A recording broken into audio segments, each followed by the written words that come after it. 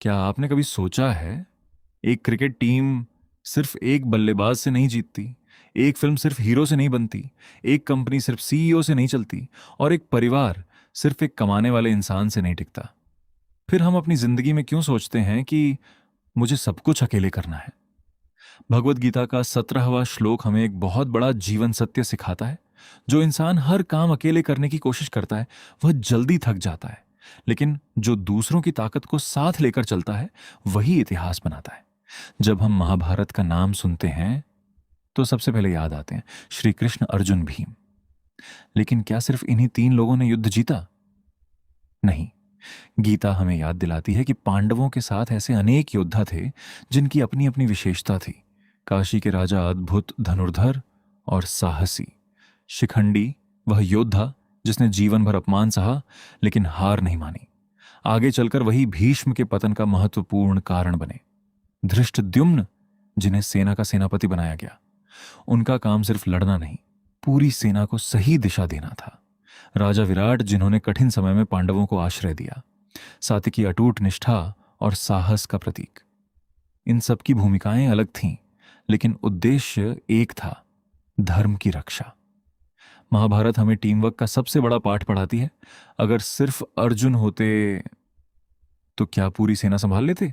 अगर सिर्फ भीम होते तो क्या हर रणनीति बना लेते? अगर सिर्फ श्री कृष्ण होते तो क्या वे अकेले युद्ध लड़ते? नहीं। हर व्यक्ति ने अपनी क्षमता के अनुसार योगदान दिया। यही कारण है कि धर्म की विजय संभव हुई। आज बहुत लोग एक गलती करते हैं, वे सोचते हैं मुझे किसी की जरूरत नहीं, मैं सब अकेले कर लूंगा, मुझे किसी पर भरोसा नहीं। लेकिन सच यह है, अकेला इंसान तेज चल सकता है लेकिन बहुत दूर नहीं।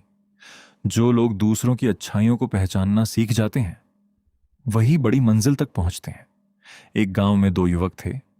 दोनों का सपना था कि गांव के बच्चों के लिए एक अच्छी लाइब्रेरी बनाई जाए। पहले युवक ने कहा, मैं सब कुछ अकेले करूंगा। वह अकेले पैसे जुटाने लगा, अकेले सामान खरीदने लगा, अकेले काम करने लगा। कुछ महीनों बाद वह थक गया, काम अधूरा रह गया।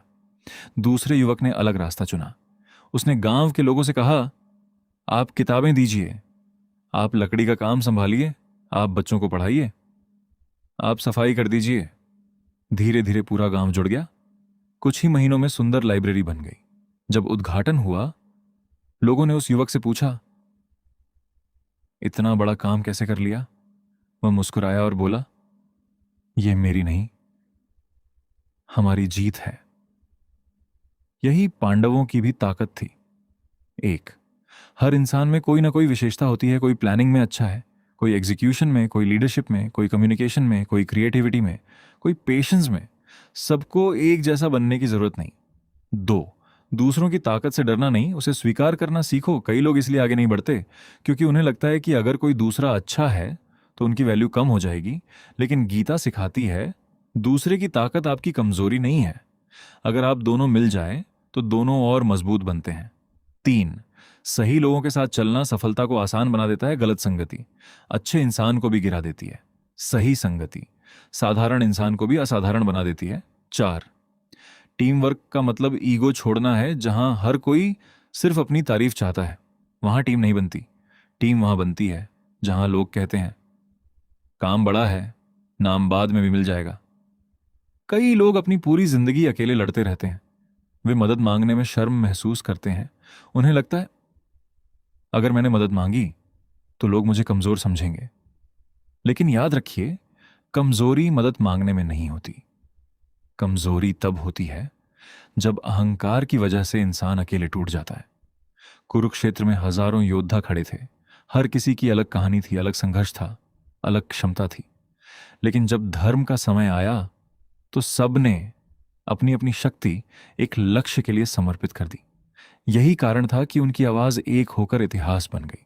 क्योंकि जब अलग अलग प्रतिभाएं एक उद्देश्य के लिए जुड़ जाती है तब असंभव भी संभव हो जाता है। अगर तुम जीवन में सच में बड़ी सफलता चाहते हो तो सिर्फ खुद को मजबूत मत बनाओ, ऐसे लोगों को भी पहचानो जो तुम्हें सही सलाह दें, जो तुम्हारी कमी पूरी करें, जो तुम्हारे साथ ईमानदारी से खड़े रहें और जिनका उद्देश्य भी तुम्हारी तरह अच्छा हो। क्योंकि महान जीत कभी अकेले नहीं मिलती। वो उन लोगों के साथ मिलती है जो अपनी अपनी ताकत को एक ही उद्देश्य के लिए समर्पित कर देते हैं। और याद रखो, भगवत गीता हमें सिर्फ युद्ध लड़ना नहीं सिखाती, बल्कि यह भी सिखाती है कि सबसे बड़ी जीत मैं से नहीं, हमसे शुरू होती है। जय श्री कृष्ण।